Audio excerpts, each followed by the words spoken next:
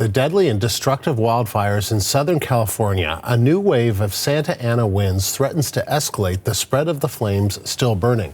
CBC News science and climate specialist Darius Madavi joins me live from Vancouver with more. So Darius, what are conditions like in the Los Angeles area right now?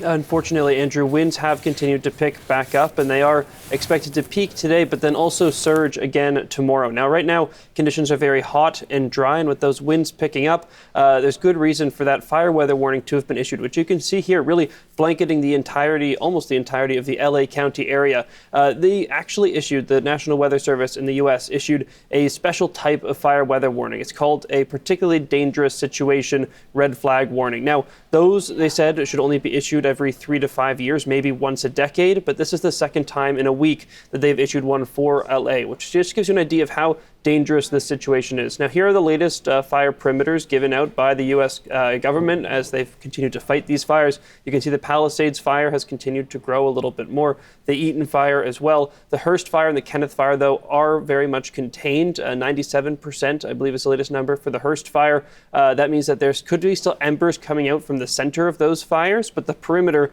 is completely contained. And hopefully, we'll continue to see progress made on the Eaton and Palisades fires as well. Now, if we zoom out here, you can see the peak gusts that we saw yesterday, especially areas a little bit further west of those fires, seeing the peak wind gusts, but also fortunately missing some of those areas like the Eaton fire where we haven't seen particularly strong winds there. But if we go into today, you can see some of those winds starting to pick up in some of these areas, and it does seem likely that we'll see those higher winds spread to other areas as well in the next few hours, and then again tomorrow as those winds surge. Now, if you take a look here, you can see where those fire weather warnings are highest. This is sort of the total, gives you a total overview of all the conditions, the heat, the dryness, the windiness in some of these areas. And those 5s and 6s are places that I'm sure people on the ground, firefighters on the ground, are particularly concerned about. Andrew? And so we hear these warnings from officials of extremely critical fire conditions. So what's the forecast? What does it look like for the coming days?